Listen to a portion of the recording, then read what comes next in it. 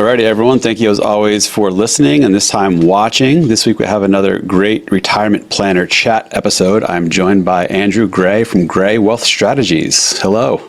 Hey, Andy. Thanks for having me. Yeah, great name, by the way. Yeah, you too. And just for listeners' sake, do you go by Andrew, you go by Andy, or something else? Yeah, I go by Andrew. You go by Andrew. Okay, Yeah. good to know. And before I get into it, I want to let you know that Bacon and Eggs walked into a bar. Bartender says, "Sorry, we don't serve breakfast here." Right? Okay. Yep. No, it gets better from here, I promise. So, thank you for joining. Can we start with a little quick background and bio of yourself, your firm, etc.? Yeah, absolutely. So Gray Wealth Strategies, I launched a couple of years ago. I've been doing this for a long time, 17 years, but launched 2 years ago an intentionally small advisory firm specializing in retirement, similar to you, and also similar, having a flat fee structure. In fact, you were a great inspiration for that. So thank you. It was the time before I transitioned and launched my own firm. I was a partner of a regional RIA wealth management firm here. And we did work under the AUM model. And when it was time to launch, it just kind of felt right to do the flat fee model. And I never always questioned whether it was fair with the larger asset managers or assets would pay and subsidize the other clients wasn't always the most fair way to do it. So, but I'm creating an intentionally small firm, capping out like 40, 45 clients, whereas before I was managing 145, which was too much. And so, you realize what you want to specialize in and who you want to work with. But it was at that firm where I fell in love with the retirement planning piece, which I'm sure we'll get into. But that's a little bit about me and solo practice like you as well. Okay. And physically located where? And are you in person, virtual, mix of both? Yeah, so I'm in Bend, Oregon. So for those of listeners that aren't familiar, Bend is not like the rest of Oregon, which is rainy. Bend is 300 days of sunshine a year, and it's a mountain town where you can go skiing 30 minutes down the road, you fly fish, mountain bike. It's kind of a retirement mecca and haven. So a lot of my clients that I've worked with over the years are active outdoors people. And so I'm in Central Oregon. I work with folks all over the country, California, East Coast, Midwest, Texas. So, but I do work virtually, but meet in person in Oregon occasionally. Okay. If there's someone happens to be local. Yeah, Portland or Bend or Eugene, I've met in person, and even California on occasion. So we'll make trips. I think like similar to you, sometimes I try and reach out and go meet in person, occasionally. So, but most of my meetings are virtual. Good. Okay. And so now your firm is squarely retirement planning, distribution planning focused, right? Well, what were you at the other firm prior? Was it a sort of mix of everything, or was that predominantly a certain type of client or scenario? Yeah, it was predominantly retirees, being kind of a retirement town here in Bend. But it's when I was, I guess the last 10 years, I've fallen in love with retirement planning, mainly due to the complexity, right? It's very technical. You can nerd out, you can integrate, a lot of academic studies, but I really like the kind of personal part of it. So retirement, as you know, is not just money, right? There's a very major emotional transition for a lot of folks. And I love that transition that is a lot more about being prepared psychologically in some ways. And it's not just one chapter, right? It's many chapters, retirement. And I love all aspects where you can kind of integrate tax, but also the retirement income distribution planning, investment management with that kind of purpose-driven aspect of redefining your life. And I think I've always been kind of a sucker for those redefining stories, maybe like an attorney that is burnout that launches a coffee plantation on the Big Island, or, some kind of redefining chapter. And I've always felt like retirement and its freedom and adventure and blank slate can be that just for people. So I feel like it's an honor to be a part of that kind of transition and journey. It is. It's neat to see those major life changes and pivots and goals sort of unfold in real time. So totally makes the job interesting. It does. All right. So now, in case you weren't aware, these questions, a lot of them are crowdsourced from different places. So the flow of questions might be kind of choppy, but there were questions that real people out there in the world were interested in hearing from, or hearing advisors answer. Okay. What is an area of retirement planning you think many consumers overlook or don't give enough attention to? Andy, it could just be simply planning, right? Like the accumulation stage can be pretty straightforward, and you kind of get influences from taking a Vanguard index approach, maybe doing some planning along the way and a little bit do-it-yourselfer. But this transition of both like huge financial decisions, that can be very impactful, from pension and Social Security claiming to how your portfolio and all of these different accounts out there are going to work together cohesively to support your plan, is a big part of it. And I think often overlooked is probably the planning for what a typical week looks like too. Everybody plans about the big trips, right, or the big ticket items, but especially if you're a partner or a couple or married, is, what does a typical week look like, and readjusting those expectations. So I find like a lot of folks that come to me have thought a lot about the investment piece, do still need input on that, but a lot of times they haven't planned for how do we put all this together and all these like different moving parts cohesively to support our retirement. I feel like that's one overlooked spot. Yeah, and that goes back to what you said before about the change of life or doing something different. Think through what that's going to look like. Retirement could be a dramatic change in lifestyle and day-to-day, shock to the system, especially with a significant other around. 100%. It could be a hard transition when someone now is home all of a sudden after 40 years of not being home, most of the time. So totally. And I think that's a great exercise to go through if you're a couple years away from retirement, and whether it's a kind of a journal prompt thing where you both write out your expectations of what retirement looks like and what your vision is, or it's simply something, big questions you talk about over coffee or a hike or something, is talking about your expectations ahead of retirement can be super powerful, right? Just to ease that transition, like you said, as a couple. Individual, there's different things you have to plan for, which we may get to. That's part of it too, but especially as a couple, it can be a stark contrast to being gone, traveling on the road, or working, to wow, you're in the house all day long. Yeah, yeah, you're still here. Yeah, yeah. And now the other side of that question is, what's an area you think people often give too much attention to in planning for retirement? Well, I think the obvious is investing, right? Everybody thinks there's this perfect solution to investing portfolios. We all know there is not. Otherwise, we'd all be doing it. But the flip side of that is there's oftentimes investing mistakes. I feel like I come across as a retirement planner too, where whether it's fees or tax inefficiencies or asset location. But I think a lot of people put too much focus on investing. Maybe a piggybacking or a second part of it is too much focus on the precision of the plan too, right? Yeah. Expecting you and I, to be able to predict the coming 3 decades is impossible, but like focusing too much on the precision can be overemphasized at times, right, too. I don't know if you get that as well. Definitely. I think tools and projections are needed to give you sort of ballpark estimates to help you get the directionality right of decision making. But when you're modeling out the next 30, 35 years of someone's life, and you have to make assumptions about market returns and tax legislation and inflation and just general life events that impact, sickness, marriage, divorce, death, whatever, having to care for grandkids that you weren't originally planning on. Like, this stuff all happens and will change. So no plan is set it and forget it and it's done. It's always sort of this moving target. So precision is sort of this fallacy. It's nice to try to get things as accurate as you think you can reasonably be expected to do with making educated guesses about 3 decades. Yeah. But it's wrong, right? So you just roll with it along the way and get the directionality right as you make decisions.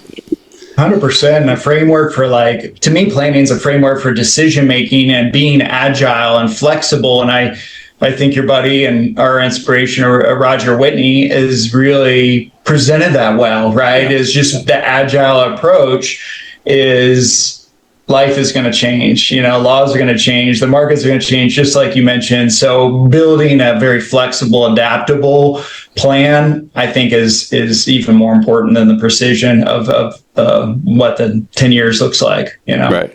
Definitely. Now, when helping and managing and advising for a single person versus someone or people in a couple, what are some of the major differences in planning considerations you see or come across with folks? Yeah, I think there's planning parts of, say, taxes or Social Security claiming or optimization strategies that may be different.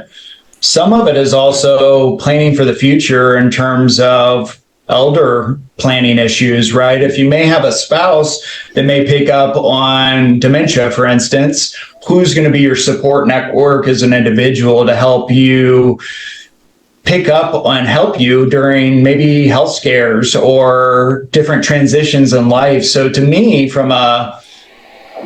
kind of a team-based approach. When you're an individual, is who's your team, right? Both spiritual and financial and health, is finding your kind of network of people you can rely on and trust. Obviously, on the financial planning side is tax decisions, right? There's this handicap or change that it can be different as an individual versus a couple. There can be contribution and savings differences as a couple. There can be Social Security, like we talked about, and even long-term care for that matter is, what's my plan that may be different as a couple, right? So those are some of the things that kind of come to mind for me. Okay. Yeah. No, this is an interesting question to ask. I think, by this point in this process of having other folks on to talk about it, we probably covered most of it. A lot of it's a lot of the same things. One thing that someone brought up, I think it was Victor Medina, was along the lines of long-term care and thinking about when you're in a couple, usually the first person to have long-term care, the other one in the couple is doing the brunt of the work, time-wise and energy-wise. Yep. And maybe even depleting some of the couple's resources in the process. And then if that first person passes, the survivor now has a whole different planning consideration for how does he or she now plan for, okay, who's going to take care of me? Like, my caretaker's gone now. Right. And financially, so that was a big one that I knew about, but I never really thought about phrased so bluntly before. And it made a lot of sense. Yeah, and a lot of times that can be a relocation, right? And that survivor spouse may relocate or change their plan in a way. And you're right, that's all part of the planning as well, both forward-looking and what-if scenarios, but also just being adaptable. So you're right, that's a good point. Agile. And again, like you brought up Roger Whitney, we have to steal it from him. The word agile, I think, is the best and most appropriate term to describe this whole process and what it needs to be. Totally. So now there's a lot of sharp folks out there, many people listening to this podcast, very astute, very know exceptionally well, not just investments, but a lot of the tax stuff and what have you. With that said, do you think there are some people, many people, lots of people who could or should do their own retirement planning? Yeah, absolutely. In fact, I work with a lot of them. I work with do-it-yourselfers, and they kind of have done a phenomenal job up to a certain point, and they might just want either a second set of eyes or a sounding board or a validation that their thinking is aligned with an independent, objective professional like you and I. So I work with a lot of do-it-yourselfers, and I'll probably tell you about some of the services later, but I do a one-time plan where 3 to 4 month engagement where we can get deep in and validate all of their thinking, and they go off and do it themselves. But a lot of folks, I think, also prepare for what if something happens to me and my spouse needs somebody to go to. I'd rather know now, have somebody in my corner that my spouse can go to in that occasion. Or maybe at a certain point they decide, this has been fun doing it myself, but at some point I rely on you, Andy, to kind of help me out here so I can go out and do other things. And other times it's just preparing for, again, a dementia type of case where really having somebody in your corner to pick up on, make sure there's no mistakes or even point out blind spots. We all have blind spots. So I think it's a healthy engagement sometimes just to get a second opinion and validate thinking. But to your question, I think there's a lot of folks that can do this themselves. Some very successful DIYers just happen to know that it also helps to have somebody in their corner at certain points of their journey. That's kind of my perspective on it. So great to know. Let's get into this more since you brought it up. So you offer a one-time sort of limited engagement plan, which isn't that common, but it is rightfully so sought after by many folks. So I guess, can you just quickly run through your services? And there will be a link to Andrew's website in the notes for people who are interested. But so you offer, talk a little more about the one-time plan thing, and then whatever else, ongoing services, et cetera, you provide. Yeah, and honestly, I'd never done this and didn't really even plan to do it at the beginning. But here's why I decided to do a 3 to 4 month engagement. I thought it was a great little try before you buy type of concept where somebody that is a do-it-yourselfer has been burnt by somebody selling them in a variable annuity in the past or something, can really do a 3 to 4 month of planning engagement that looks at everything and includes the spouse and covers every aspect of your retirement life. So at the end of the day, gets validation, gets actionable items and recommendations that they can go off. So they're going to be better off at the end of it. I do charge a fee for it, but I thought, you know what, this is a great try before you buy, not only for them, but for me as well, to make sure that we communicate well, that we engage well, that they take that it's a great working relationship. And then I usually, and majority of the time, they do keep me in their corner after that. And I just apply all the fees that they've paid to the ongoing wealth management fee. Okay. Similar to you, I do an ongoing, which does include the investment management, and but there's in no way obligation for them to stay on after that 3 to 4 months if they want to continue to have everything at Fidelity or Vanguard or whatever it may be. So it kind of is a good, again, try before you buy, hopefully gain a lot of value in other aspects of their financial life that they may not have dove into, that they need a little opinion of. And then a lot of those clients stay on or come back to me over time to update their plan as needed or as life changes. So those are my two primary, that one-time planning engagement and then the ongoing flat fee, similar to you and how you have your practice set up. Okay. And that's all summarized in the site, I assume? Yep, exactly, as well as the process and what to expect. I value transparency, including fees, as just being, so you know what to expect, because I think a lot of folks prior to either ever working with an advisor, or maybe they worked with an advisor that was purely an asset manager, it's just they don't really know what to expect. So I try to put as much of that out on the website as possible prior to introductory conversations. So great. It's on the website. Yeah. Which is really cool, because I think people who are truly retirement distribution decumulation focused, so much of what they do is so different than the vast majority of the rest of the investment advisory, financial advisor world, that unless you clearly articulate it on your website and explain the types of things you focus on, what clients get, et cetera, no one really knows what it is until you go through it, until you're a client and give it a year. Then it's like, oh, wow, like the light goes off. I get now how this is so different than the rest of what people do. So it's cool that you have that, laid out as clean as it sounds like you do on the site. As much as possible, right? Every case is unique and every case has different questions and focus areas. So it's not even like a template. And in fact, I take pride in that, like hyper-personalized relationship and advice. And so you can't really even put a template out there. Like you just said, it's kind of has to be experienced. And you see the value after going through that over time, in my opinion. Yeah, no, agreed. So now for folks that are interested in hiring an advisor, and I guess this applies whether it's a one-time sort of limited engagement plan or even pure hourly work to the extent they're looking just for that, or an ongoing thing, what are typical questions you think people should ask? What should they look for? The basics of the diligence process you think consumers should do in looking for an advisor. Yeah, that's a great question. I think there's kind of two facets. One, there's some great list of questions out there. Probably on CFP does something, there's some, maybe NAPFA as well has some good questions you should ask. For me, you'd want to know exactly who your advisor is working with. Is it people like me? Is it people facing the same challenges or questions like I'm facing? Can you help me with that? I guess would be one of the key questions. And maybe even how many clients do you work with, right? Because when you start to hear 100 plus, you know that they're not as planning focused as you and I both cherish and believe how we should operate.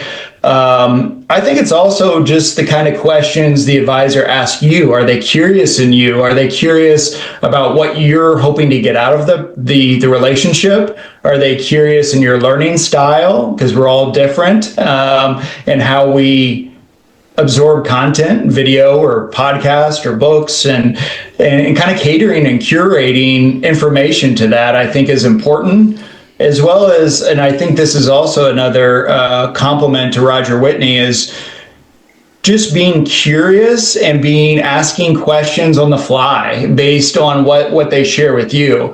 Are they open-minded? Are they, can you see that you can help them? And if not, are they going to help you find another advisor that's a better fit? I know you and I both do that and are pretty selective in who we decide to work with. And I think that's a key part. I think you pick up on that curiosity and maybe even thoughtfulness of questions that people ask in an introductory conversation. To me, that's what I would want to hear if I were, an end consumer. Yeah, agreed. And I wish everyone had the knowledge of the things they should look for and ask, because a lot of people, for better or worse, just get referred because, their buddy Frank from work uses this guy he's been with for 20 years and really likes him. He's great. Like, how do you know he's great? Like, Frank might be happy, but Frank doesn't know what Frank doesn't know. Totally. So like everyone should ask, regardless of the advisor, whether they're someone highly referred or just some random person off the street, should have the same sort of vetting and diligence process they all go through, so you, the consumer, know what's right for you. I think a key part of it is a philosophy too, the most obvious is investment philosophy, right? If somebody's coming to you and I and they expect us to find the next NVIDIA or, 50%, and I have had prospects that have been 50% plus in crypto, right? It's like, well, that's a different scenario, and you just want to have a shared worldview and shared even investment philosophy. And I think you can pick that up. That's the beauty of hopefully a no pressure introductory conversation, is just to learn about each other without and if not, is to send them to somebody that might be a better fit. Yeah, definitely. So now, where do you go to learn and stay on top of the latest and greatest in the industry? Blogs, podcasts, formal sort of educational sources, whatever it might be. Well, you and your content is amazing. I just want to share that, probably on behalf of listeners as well, that you've put out a lot of great podcasts and video content. So I want to publicly express gratitude for that. Thank you. And there's a lot of other great folks, I think James Knoll, Ready for Retirement, is a very articulate young guy. He does a lot of great subjects. He's very articulate in how he messages. I think Roger Whitney is really great on the podcast. Staying a part of industry stuff is Kitsis, right? And the contributors within tax changes and estate planning, different perspectives. Long-term investor, Peter Lazaroff is a great podcast that I listen to as well.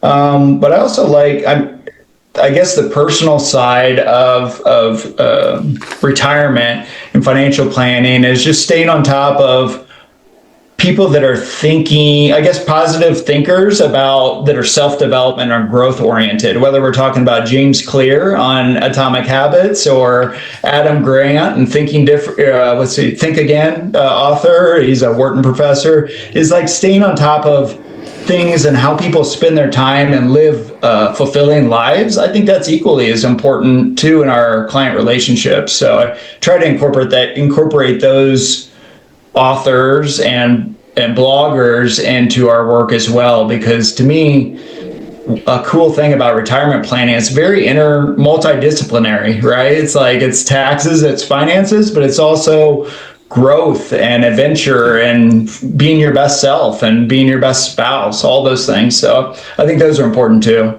Yeah, definitely. I'm Anybody that you've come focusing across more that on you that.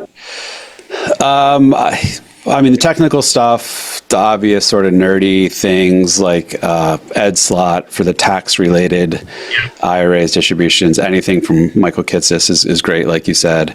Roger Whitney is still one of my go-to podcasts. The Retirement and IRA show from Jim Saulnier, Chris Stein, very technical, nerdy. Yep. I'm getting more into the softer side, the meaning, the purpose. You know, when I was learning and educating myself on the technical aspects of all this over the last however many years, I was just steady focused on the nerdy, the technical, the tax. And I always knew the softer side stuff was important, but I was like, let me really soak up the technical aspect first. And not that I know it all by any means, but now I feel like, okay, I got the technical stuff pretty well figured out. Now it's just sort of maintenance mode as legislation changes or whatever. Yeah. So now I'm really trying to learn myself on the softer side and the meaning and I'm far from a therapist. I'm far from the most empathetic person you'll ever meet. So I am trying to be more genuinely curious and inquisitive and more emotionally connected and you know, value that part of people and relationships. So I did read Atomic Habits, for example, last year.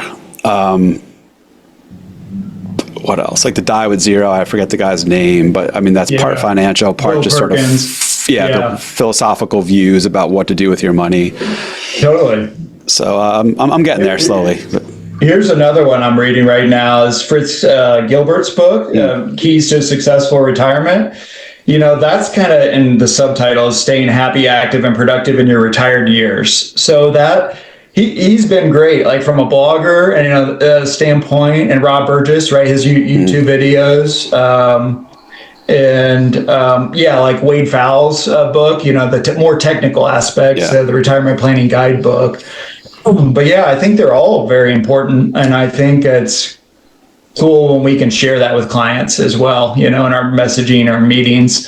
Take a lot, but yeah, for sure. It is, we partly play the role of therapists. It's interesting. Some clients more so than others are very comfortable and willing and, you know, wanting to open up about really deep things. And I'm honored to be in that position. I just wish I knew better how to respond and interact because I have zero chops as a therapist or like a counselor. I think I'm slowly getting better at it, but, you know, it's hard. So you got to really value that and train at that.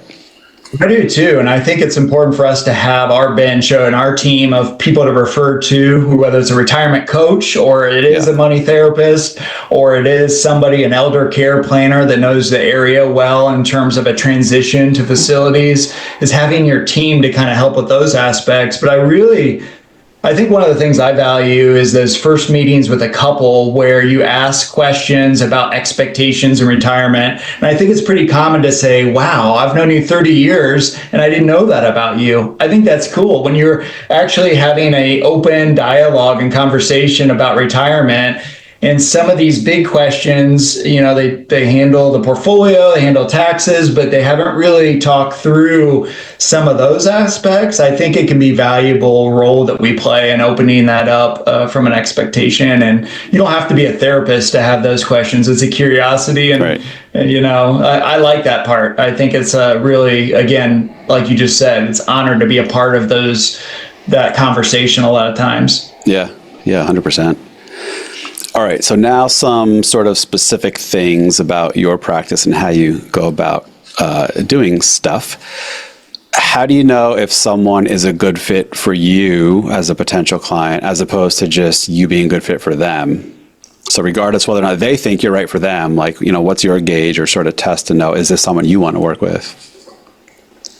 I think sometimes that is hard to know, which is why I've done the 3 to 4 month of planning engagement can really you really get to know a lot of things. It's hard to in a first conversation to say, hey, are we a great fit or not? And I think time will tell over that. And I've been pleasantly surprised where folks I didn't think was a great fit are. And the flip side too is like I thought they were a great fit. So I think you give it time to let it unfold. But I think the obvious yellow or red flags are just in different philosophies in terms of what you can do for me, in terms of I expect you to do certain things and it just may not be a great fit. And I think you pick that up through those curiosity questions. It may be investment management philosophy. It may be, maybe it's a different belief in like annuities, for instance, which I will probably talk about that role. So there could be different aspects, but to me, it's also just a connection, right? They need to be able to communicate well. And me too, I need to be able to communicate with them. And I've had introductory conversations where we haven't communicated well, and it's like, wow, there's so much out there that you're trying to do, but you're not really communicating. I am not clear on what your expectations are. So it's like sometimes you just have to listen and if you don't, have more conversations to make sure you are a good fit.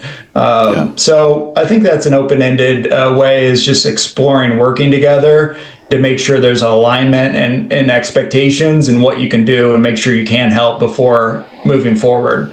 So for people who call you or email you or whatever and say, I want to sign up for the ongoing service, do you make everyone go through the limited engagement thing first so you get a trial period as well? Or will you jump right into it if you feel it's a good fit based on your initial interactions with them? It depends. So sometimes I have had clients that have come to me that I've worked with in the past. I had a non-compete, non-solicit, but they've come to find me, and I know them well enough to say, hey, we don't need to go through a try before you buy concept. Other folks, I do think it's a good way to start the relationship. So it's a no pressure, but they gain value, and then we just piggyback off that in terms of implementation. And I think, so it is generally I kind of nudge them down that planning engagement to on board, because I think it's a good, healthy exercise at the beginning to do a lot of planning. It is more work for me up front, to be honest, but it allows me to just dive in and the big picture that is. Sure. Makes sense. Now, have you ever had to part ways with a client or clients? If so, why? To the extent you're willing to share the circumstances around why you voluntarily decided to stop things. I have not. I've been pretty selective in the introductory conversations, and if I feel like it's not a good fit, maybe they're in a different stage of their journey, and I will refer out a lot to other advisors. I just really am. Believe in what I do and focus on that if it's not a good fit, I want to make sure I get them in better hands. I have in the past, in my previous wealth management firm, we fired a client because they mistreated our other staff, in terms of verbally, and it just wasn't a very respectful relationship to our assistants at the time. And I was kind of the junior partner at the time, so I had to make a case of it, why a loss of revenue is worth it. And it was, we all agreed, right? You should just treat somebody respectfully, and there should be mutual respect and admiration and communication without being verbally abusive in the past. So that's the only time I can think of. But otherwise, no, I think it's important to make sure you find your good fit at the beginning. I haven't had any yet. Right. We all go through a path where it's like, hey, I want to make sure you're still getting value out of this relationship. So I anticipate there'll be some of those where I help for a certain amount of time, maybe a do-it-yourselfer, and then they can do it themselves going forward, or that probably is part of the future too. Yeah, great points. And not to make this a flat fee versus percent of asset thing, but I think in charging a flat fee, it does help get rid of some of the potential conflict in a case like that, where if you have a client that's paying you $50,000 a year and another one that's paying you $6,000 a year, not you in particular, but like as a firm, especially firms that are really conscious about revenue and whatever, they're much more inclined to take a lot of grief and stuff they shouldn't take from someone paying 50 grand a year than someone paying 6,000 a year. Yeah. Right? And same thing with like the A, B, and C. I don't know what your old firm was like, but some advisory firms have A level, B level, C level clients that where ABC just means like how much attention and higher touch does the client get. But with flat fee, if everyone's paying the same thing, like whether someone's got $5 million or $1 million, like you're not inherently viewing or treating anyone as more important than someone else, right? At least 100%. the dollar amount isn't skewing your view of that.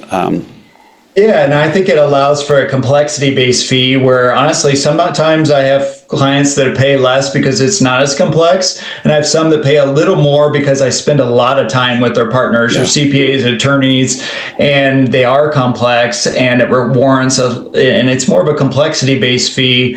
Right. And that introductory meeting I was referring to a moment ago where she couldn't communicate what she wanted, it would have been a perfect AUM. It was a lot of money in terms of coming to, but it was part of the flat fee model where I could say, it was a light bulb moment for me where I could say, hey, you're not a good fit, even though it would have been every asset under management advisor would have taken that on night and day just due to the revenue. So it's a healthy perspective to kind of say it equalizes and make sure we're both getting value out of the relationship. So you're right. Yeah.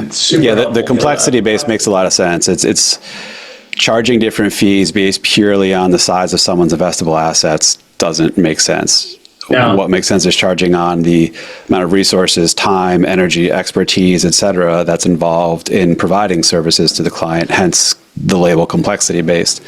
So all else equal, yes, someone more complex defensively should be paying more and vice versa. So that's a very logical structure to go about it that way. So.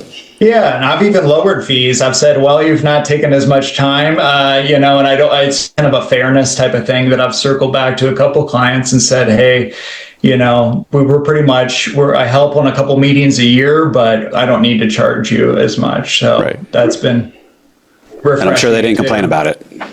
Not at all. All right, investment management. I mean, there's a lot of ways you can go with this, but kind of high level, what's your view and approach about management of investments at your firm?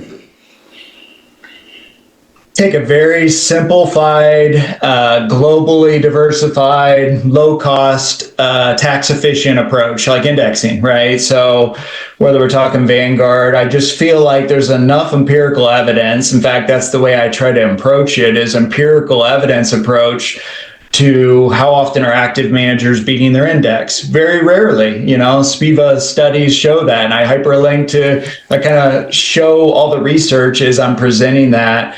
So I build very simplified portfolios. I do think there's advisors, especially asset managers out there, where they build portfolios that are complex for job security's sake. And I'm pretty quick to point out that I don't think we need 12 different funds. In fact, we can get it done very effectively with 5, 6, 7 funds, especially on the equity side, that are more of an index approach. I take a little more flexibility to some of the fixed income.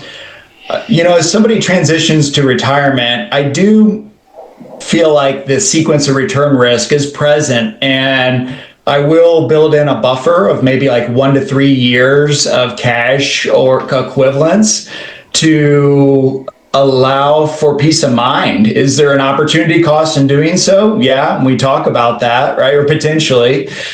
But if the market drops 25% plus in the first couple months of retirement, it's peace of mind. So do I keep that 3 years cushion throughout retirement? No, it's kind of like we taper away from it over time, but it's really that peace of mind cushion at the beginning. I try to, otherwise I just try to build very simple. Now I do asset location. So every fund or every account is not the same. Half a dozen or so exchange traded funds. I will try to do, where possible, do some asset location strategies because I think that can add a lot of value. Yeah. So certain security types lend themselves better to certain account types from a tax optimization standpoint, right? Yep, exactly. A Roth, if we're doing Roth conversions or they come to me with a sizable Roth, obviously that can be very growth-oriented aspect of the aggressive, whereas a lot of the fixed income could be in the tax-deferred accounts to not only for tax efficiency, but to even taper growth, so it's not as much R&D's kicked off later on. But as we're probably dealing with, we've had a great market, so there's a lot of sizable gains. If a new client comes to you with embedded gains, I'm also very cognizant of not ripping off the Band-Aid to realize taxable gains, right? So being very slow and deliberate on how we maybe transition out of some tax inefficient or actively managed funds too. So it's kind of, I'm not so dogmatic that we need to get out of actively managed funds. It just has to be a deliberate change over time. So we're mindful of the tax consequences. Now, just to clarify, that's with respect to regular non-qualified brokerage accounts, right? If it's a regular, if it's an IRA, Roth IRA, will you just, wholesale sell everything, reinvest ASAP in those accounts, or do you sync that along with however long it takes to get out of the non-qualified account too?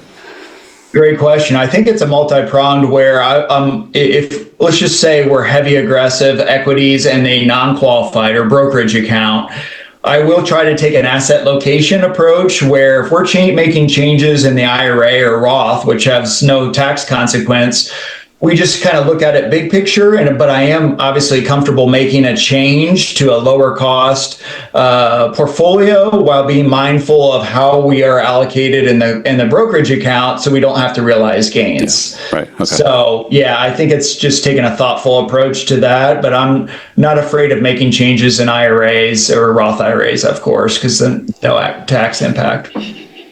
I actually gave a Zoom, not lecture, but presentation last night in the Rock Retirement Club that I'm a coach in about how to rebalance your portfolios. And so I made this basic little spreadsheet just showing how to sort of view all your accounts in the aggregate, stocks versus bonds versus cash, and started talking about the generalities of rebalancing. And immediately a few people on the call asked, well, what do you do if you have a brokerage account with like highly appreciated securities? And I was like, well, okay, there's always, but, and that's one of the big buts, is your hands are kind of tied if you have a lot of assets in a regular brokerage account, all of which are at unrealized gains. You have to weigh the tax consequences and do a tax plan and tax budget of how much you can realize along with other sources of income. So it could really restrict you from how much you could rebalance or reinvest or sell if that's the case. But yeah, and that's always been my case with even asset location, is some of it's theoretical, right? The practical aspect of, hey, if we're using these funds to live off of, if we're using it to pay the taxes on Roth conversions, if you're about to relocate to a different home, we're not going to be 100% equity in your brokerage account, right? If that's where the funds are coming from, even though the asset location theory says to do so. So definitely have to be mindful of those trade-offs as well. But 100%. Yeah, it's interesting. There's always sort of the textbook and the ideal world scenarios and rules of thumb, but when push comes to shove and you have to actually implement, like everyone's circumstances are slightly different, and you always have to make these exceptions or tweaks to the underlying logic that people are usually familiar with. Yeah, exactly. All right, cool. So now you are mostly an index fund type of approach. With that said, do you do any formal benchmarking or like performance reporting for clients of here's what your account or accounts returned versus here's whatever benchmark returns, why or why not?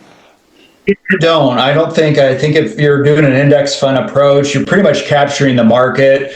Now I will use some, say, dimensional fund like ETFs, for instance, occasionally, or I like to run portfolio analysis more behind the scenes to make sure if I'm using an ETF, Dimensional or Vanguard, that I am, from a tracking error standpoint, or making sure that you kind of compare it to some other, I guess, alternative portfolios. Maybe you're doing a Vanguard Core 4 or whatever it may be, is to say, well, let's compare and make sure we're not deviating much, whether on some of our holdings or the aggregate. So I do that a little bit more for my own, I guess, putting a mirror up to my own approach, right?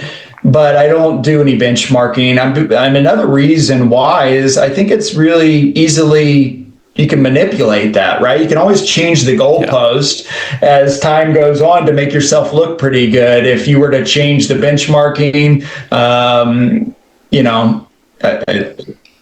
whether you're talking about international exposure or how much you have in small cap, you can always kind of change things on a benchmark. And I've seen that over the years. I just don't really like that. It's just not a great way to measure the contribution you're making, you know? Yeah, agreed. When you don't put yourself out there as your value being beat the market or provide a certain percentage return over the market, if you're just investing in the market, what's benchmarking going to do? Now, your returns are those of the market minus the fund expense ratios, all else equal. Yeah.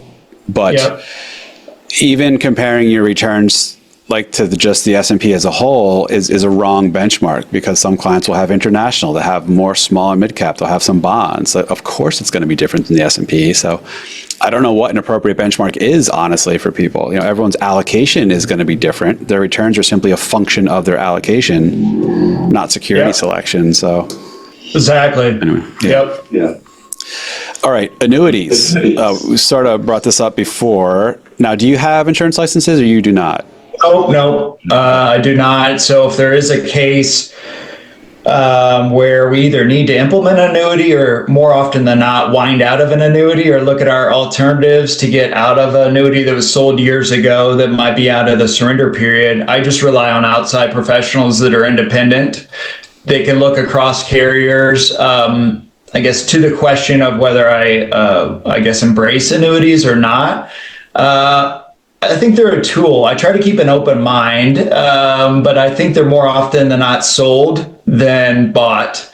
I do think there's some case scenarios where it might make sense to have an income annuity in a very risk-averse case where you're kind of covering core expenses and you're implementing a pension, a SPIA, type of scenario.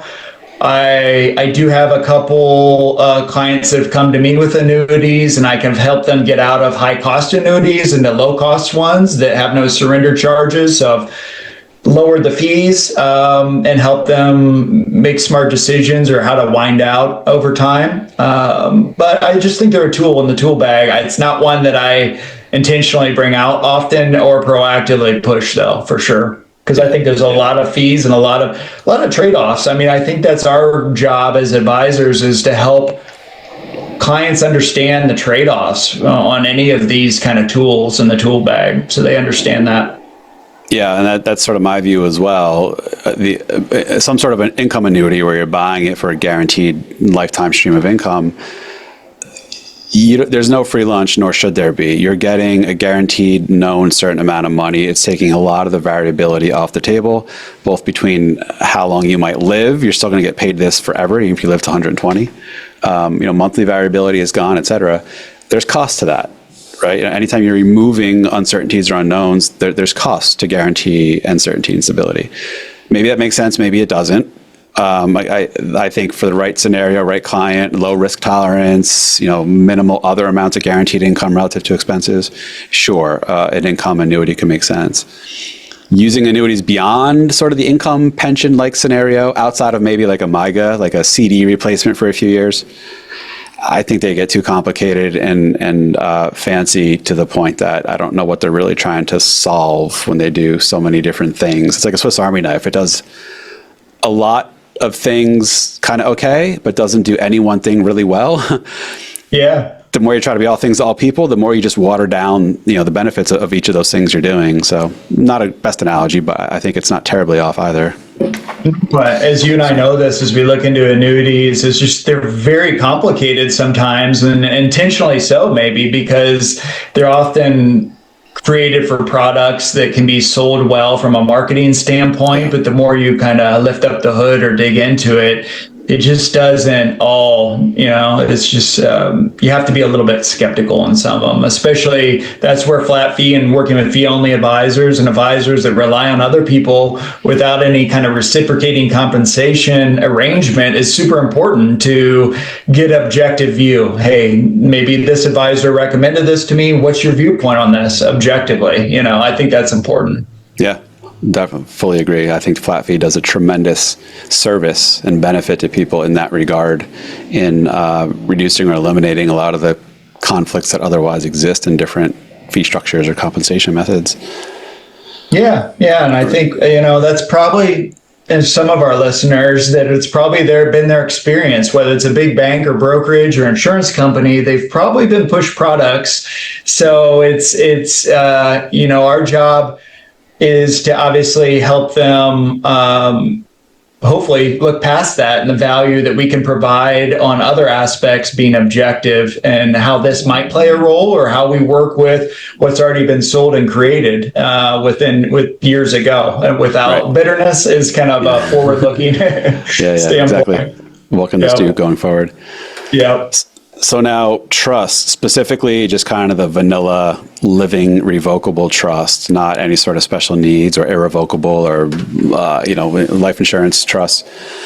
What's your view and usage around that? And this was a question from, followers as well as myself, because I'm still trying to form an opinion of should most people get a living revocable trust? Should most people not? Now, I know it depends on the state to a large degree. Yeah. But anyway, what are your thoughts, whether it's Oregon specific or just in general for other states as well? Yeah, so I work with clients all over the country. We'll come back to Oregon in a second because there's something relevant there. But in terms of trust versus will-based, I don't have I'm not, everybody needs a trust philosophy at all. I think it's a case-by-case scenario, not only based on the location. Maybe they have properties in different states. That would be one case. Or maybe they have something more personal or sensitive where a kid had maybe drug issues in the past, right? Where you need some kind of spendthrift provisions or some kind of guardrails on how things are set up from a trust, or second marriages are obviously the obvious of where you need a trust. So you have everything laid out like you want to in terms of kids from a previous marriage. I'm definitely not saying everybody needs a trust. There's other considerations like privacy that can be important to some folks. States, back to Oregon. Oregon has the lowest estate tax exemption out there. It used to be Oregon and Massachusetts, but Massachusetts has gone up a little bit. So there are different planning scenarios, especially with the folks we work with, where you do have to plan ahead for the Oregon estate tax. So sometimes that is trust, but I rely on outside partners a lot of times on that. You just have the right attorneys locally or across the country that can help evaluate, and you're, again, that sounding board in their corner to help. Just like, you go to a Toyota dealership, they're going to try and sell you a Toyota. You go to an attorney, they're going to try and sell you, sometimes with some attorneys, the more expensive billable package. So I think it's helpful to have you and I in their corner to help them decide what is necessary or helpful after that's been presented. So that's where our partners are pretty important, and to kind of weigh those out. How do you think about it? How's your evolution of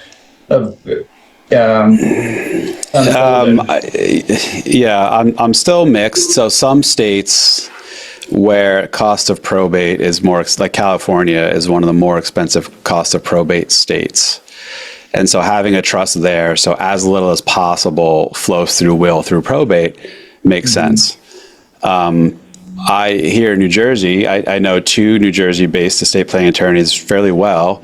One is fully on board. Everyone should get a trust, full stop. The other is like, no, absolutely not. If you want one, sure, we'll do it. But New Jersey is relatively easy and inexpensive probate compared to other states, I guess. And so, a lawyer who does this for a living was like, no, I don't, if people ask for it, I'll do it, but I'm not pushing. I don't think people need it. So I'm like, okay, great. That doesn't help me any. But to your point, I think trust first and foremost are protection and control. If you need to protect and or control, including from the grave, you absolutely need a trust, no exceptions. If you just have a bank account, a brokerage account, and a house, and when you die, it's going to go to your adult child, and you have zero concerns about restricting or controlling your adult child getting all of that, then I'm like, do you really need it? It could help facilitate and speed up the transfer and transition process of, your stuff going to your child when you die. If time isn't of the essence, then that kind of shoots that down. Privacy, yes. Anything that happens or passes through a trust is private and not public record. Whereas if you die and your house is just owned in your name directly, that's public that you died, and it may not be too easy to get, but nonetheless, someone will go to town hall and find that out. So I'm sort of mixed. Personal experience, my mom just got she moved, she's originally from California, lived in New Jersey her adult life, retired to Arizona a few years ago. She owns a condo, and I'm the executor on behalf of my brother and I. And she's fine, she's healthy, but she's very forward thinking in making sure affairs are squared away and as easy as possible when she eventually leaves this world. And so she recently put a living trust in place to own her condo. And the lawyer's rationale was, and it made a lot of sense to me, I live in New Jersey, my mom's in Arizona, she dies. It's going to be a hassle for me to get there, get ownership and control of the house, right? To get stuff in my name as executor. Whereas if it's in a trust and I'm already the successor trustee, the second my mom dies, it's seamless. I go there, I already control the house once my mom passes. So that made a lot of sense to me. It's a great point. And you brought up owning property in multiple states as well. I think that's another good consideration where it makes more sense. So there's some use cases I'm like, yeah, definitely, it makes sense. Other times I'm like, I'm not sold. I don't think it's going to hurt you, but I'm not sold that you have to do it either. So yeah, I think that's a lot of these that we're obviously expressing case by case scenarios, whether we're talking annuities or trust. Anybody that's saying everybody needs an annuity or everybody needs a trust, I'd be a little suspect on that. Just like maybe not everybody needs a flat fee model, right? It's just when you're all in on one thing, you might need to have some other conversations. That's just the way I hear that. Is everything's nuanced, right? And there's a reason some of these products exist. Let's use another example: reverse mortgages or HECMs, home equity conversion mortgages. I was against that for most of my career. Now there's some case scenarios and there's some great academic studies, Wade Pfau, where in a right case scenario, I want to be in the corner to help evaluate and understand the trade-offs of that. But don't listen to a reverse mortgage specialist pushing that on you. You want somebody that can say, hey, this makes a lot of sense in the big picture and here's why, but here's the trade-off in doing so. That's kind of my view on that. Agree. I can't think of anything right now where I'm 100% going to say everyone should always do this or have this, or no one should ever do this or have that, right? There's generally going to be use cases for anything out there. Right. There's some mutual funds I've come across that I was like, oh my God, how does this exist? The fees are so high. Yeah, the returns have been just consistently garbage. And they have like a 1.5% like how do they fee. still exist? Right. That's just slick sales and consumers not knowing any better. So except for scenarios like that, I've yet to come across things where I'm like, absolutely yes or absolutely no. But, that's true. Similar question about long-term care insurance. I know you don't sell it, but how do you view or incorporate or plan around or discuss long-term care insurance for clients versus self-funding or whatever other options there might possibly be, like a hybrid insurance policy? Yeah, it's a super important consideration. On that latter, sometimes the hybrid is great for somebody that did have a permanent life insurance that no longer needs it, or an annuity where we can 1035 into a hybrid approach and get, there's some great options there. I would say I have clients that got policies decade plus ago, maybe even 15 years ago, and they're really great policies, even though their premiums have gone up a lot every year. Still, relatively speaking, I recommend they keep them because they're great policies that cover a lot. As far as you and I going to implement a new life insurance or a long-term care insurance policy for a new client, they're really not satisfactory risk management tools lately, right? They're just not great products on the new ones. There's so much exclusions. You don't really know what to anticipate in terms of premium increases over time. And there's just a lot of unknown variables, in my opinion, where it's great to help clients explore their options, get quotes with a long-term care professional, but really know that a lot of the new policies are just not great from my point of view.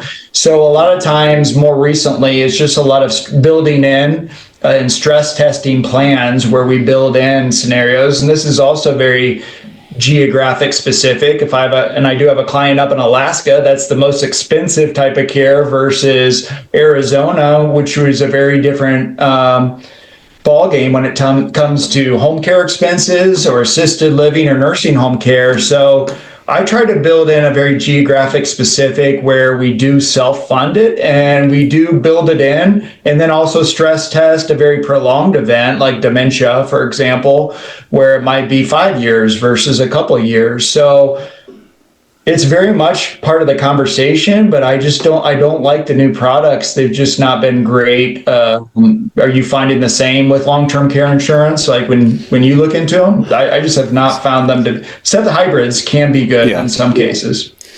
So there are a couple folks I work with, long-term care specialists, I'll refer out to and let them do the heavy lifting. So frankly, I'm not really reviewing policies per se.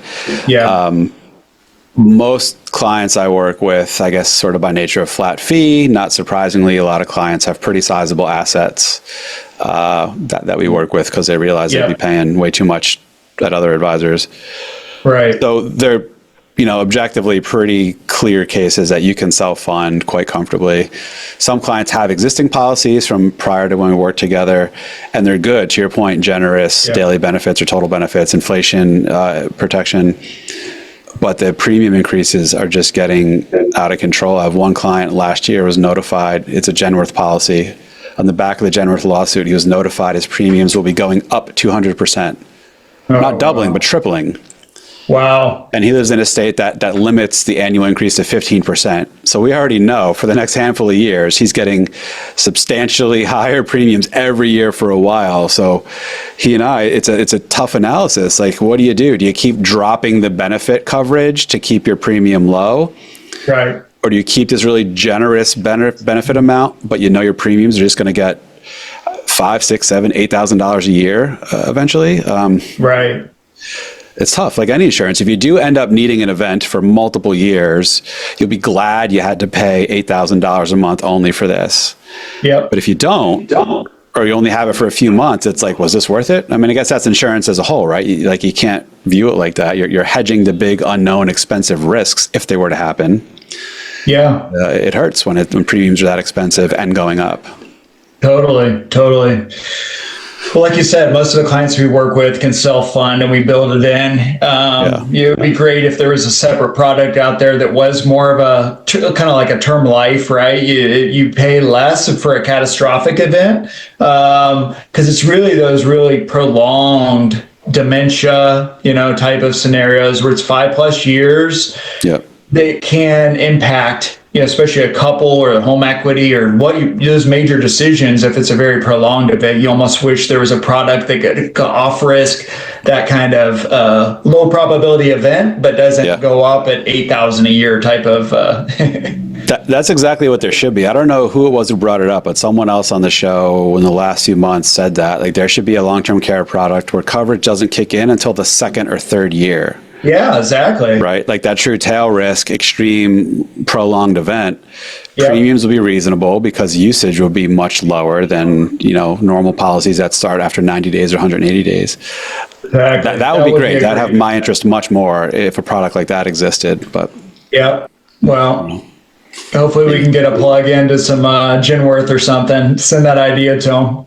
Yeah, I think Genworth just wants out of the business. They're trying to price themselves out of the business intentionally. Well, that's another thing we didn't mention, right? Is a lot of these insurers that bought a policy years ago may not be there anymore. And it's like, what happens when the insurer's leaving the business? Because you're right, there's just a handful left.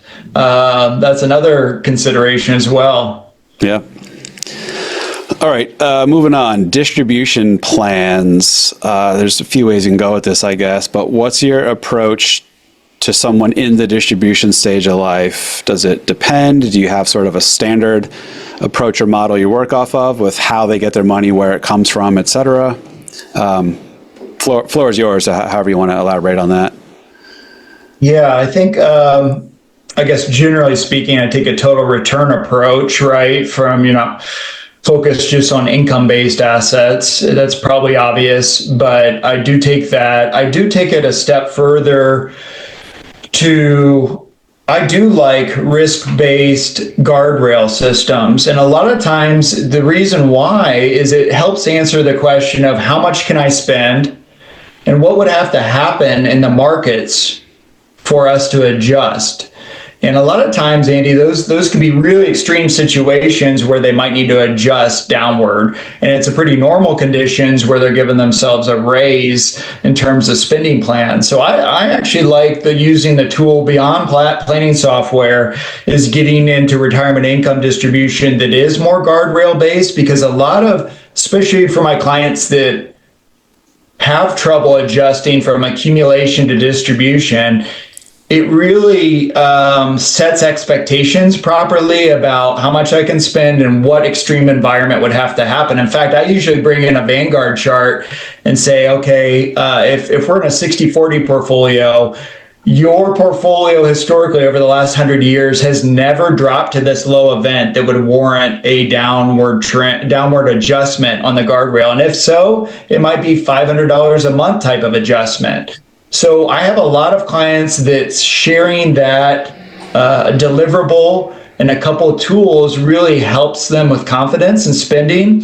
And all the while I'm behind the scenes monitoring those guardrails in an extreme environment. If there is a drop, that I can proactively plan for my clients. So I do like that approach because it helps my those reluctant to spend feel confident in spending. Do you mind sharing? Is it Income Lab by chance? Yeah, or what Income it is? Lab. Okay. Have you explored Income Lab? I looked into it at XY conference most recently. They had a table there. I get it. I like it. Maybe I'm stubborn, but my view is, like, I use eMoney for my main planning software, and that does the Monte Carlo tool, where it basically works like this. You tell it what you want or expect to spend, and it gives you the resulting, what are the chances this plan's going to work? My understanding is Income Lab just flips it. Like, it says, start with what chances do you want to hit, like what level of confidence you want to hit. It'll then tell you what you can spend based on that, subject to the guardrail adjustments and whatever. So I didn't find it too revolutionary, but I guess the delivery of it is maybe more sensible and more what clients want to see, the format they want to be delivered to them by showing the income that could be spent as opposed to the, Monte Carlo result for the income you put into it. Yeah, what I feel like is a different view and perspective is, a lot of folks, it's kind of like half full, half empty perspective on Monte Carlo. If you have a 95%, does that mean there's 5% chance of failure? And absolutely not, right? It's 5% chance of adjustment at some stage over the coming decades. But when you kind of turn it on its head and say, okay, we don't want to adjust, we know we can adjust along the way.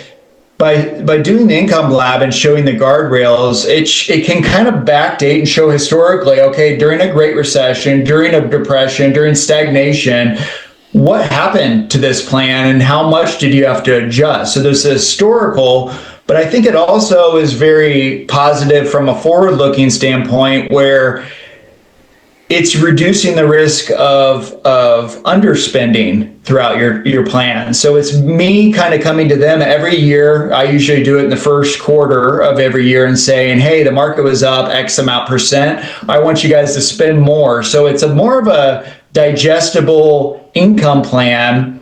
You could manipulate that in Monte Carlo and say, hey, we're still at 95 or now we're at 97%, but it actually is a very actionable and digestible information. So it's kind of more the actually sharing the knowledge and sharing the expectation that encourages clients to spend more. So you can kind of do a backward dating, but forward looking, but it is another form of risk-based spending. But I like it for to prevent underspending too, because it nudges clients to spend more as the market does its thing. Yeah. Maybe I'll give it another look. I know multiple people that I really like, value, and trust have all started using it and speak very highly of it. So I'm happy to chat with you sometime on that without the sales pitch. Okay. Yeah, appreciate it. Thank you. Tax planning, one of my faves. What are some common ones you come across with people? And I'll save you the effort. Don't say Roth conversions because everyone says that. Yeah. But above and beyond that.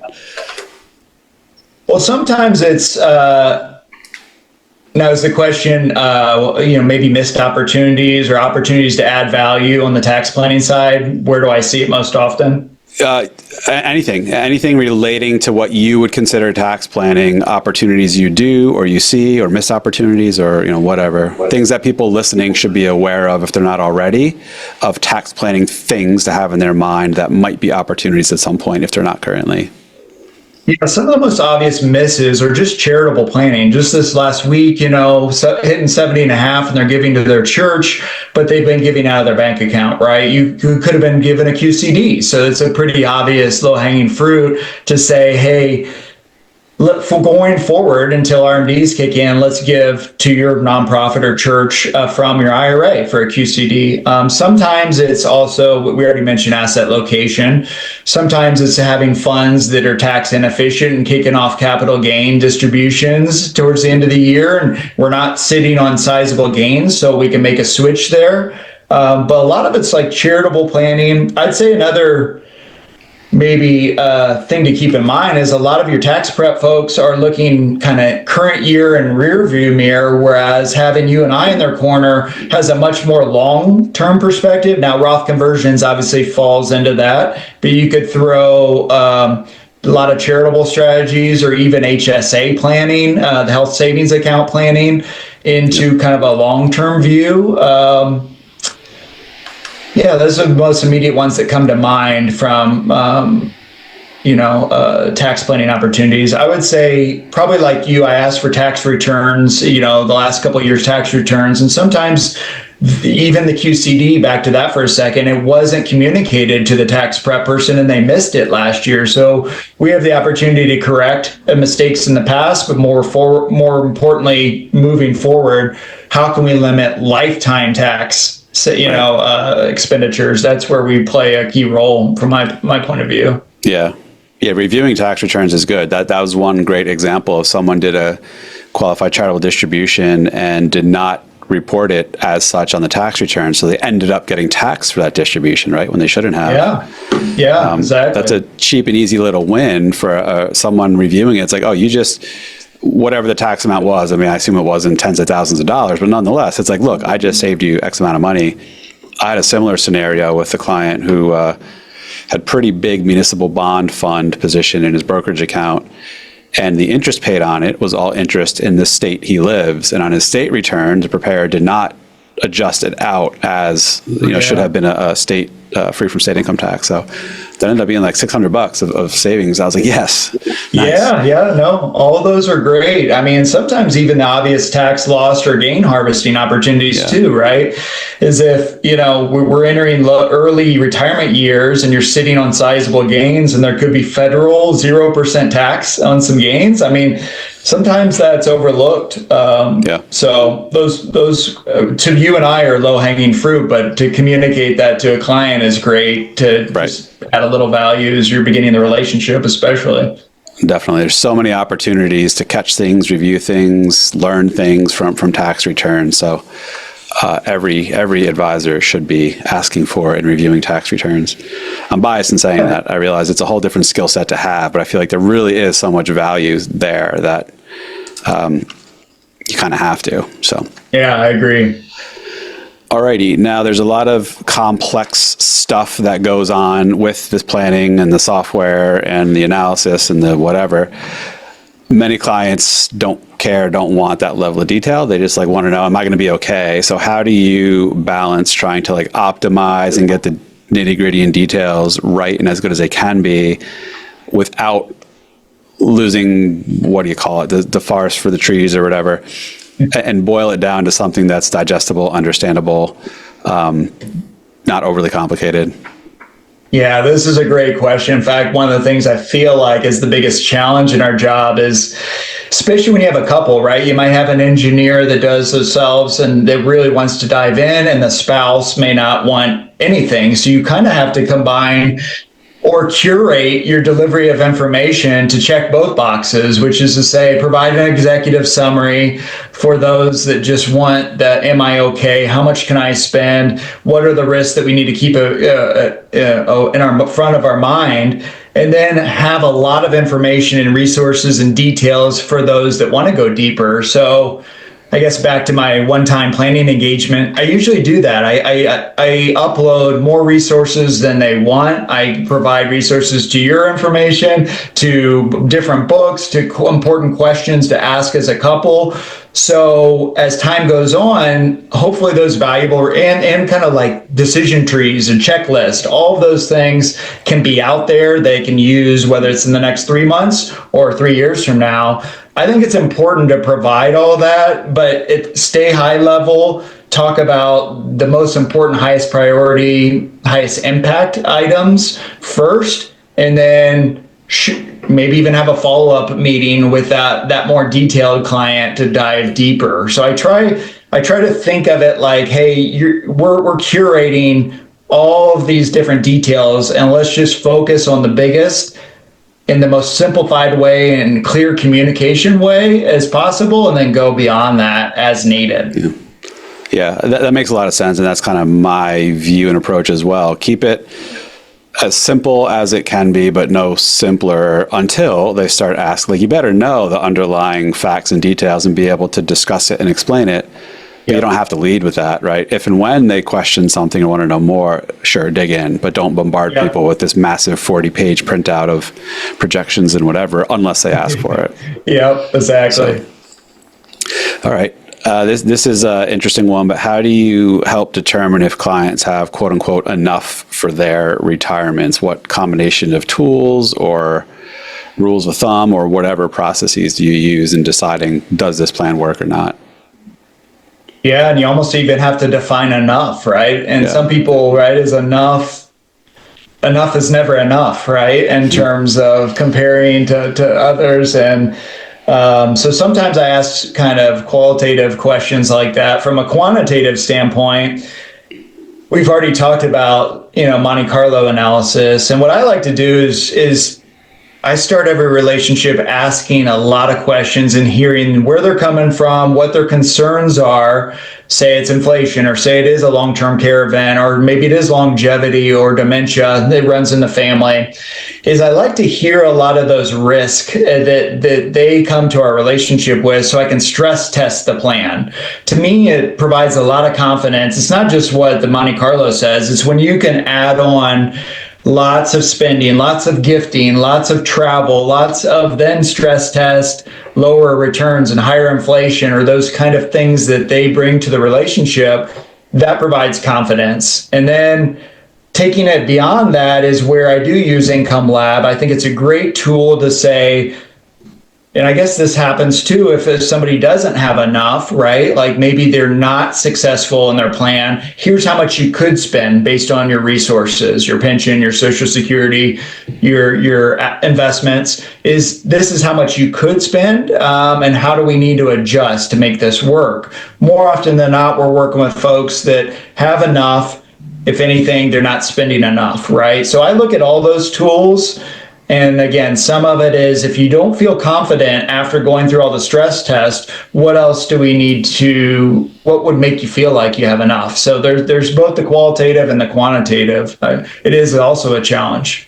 Yeah. Do you have, or have you come across folks who don't have enough for whatever their expectations or plans are? And if so, how do you help manage that? I guess there's only so many levers that could be pulled in that case, but any examples? Well, yeah, a lot in the past. I think I've done less so more recently, right? I work with more folks that have more and have trouble spending, right? That switch.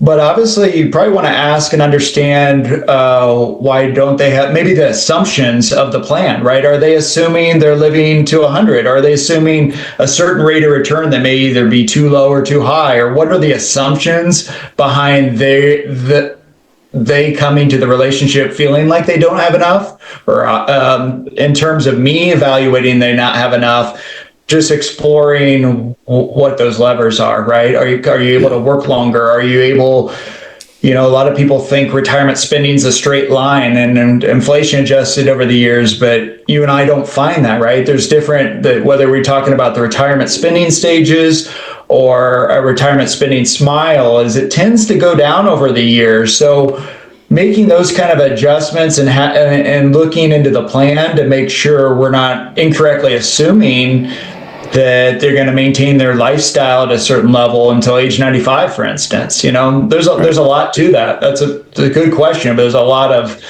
to explore there. That goes back to the moving target. It's hard to say at 60, 65 what you think your expenses are going to be at 70, let alone 80, 95. Right. So it makes it difficult. Yeah. Just going back to folks that do have enough by whatever the processes and the checks are, but struggle to spend anywhere close to what they could or should be spending. How do you help them get over that or get closer to spending what they probably should be spending? That is also, along with curating what is the right amount of information, that is also the biggest challenge in our job, is helping them feel confident to spend enough. To me, I hate to bring up and make a plug for Income Lab so many times, but Income Lab does really help with that, because it really provides a lot of encouraging.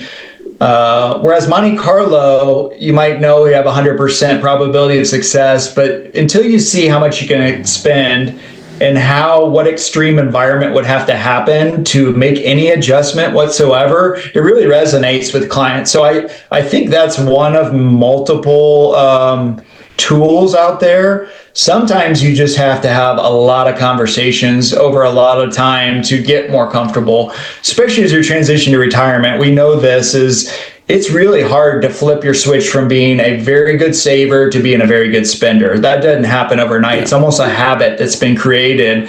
So it's an iterative process. And sometimes you may even need somebody else to help explore what those fears and hurdles are to get you in the way of living your best retirement. Because I feel like it's our role to kind of keep pushing through that so we do get to a comfortable and confident stage. But sometimes that takes 3 to 5 years in retirement before you're there. So yeah. I think if you any other tools that you would add to it that have helped in that conversation?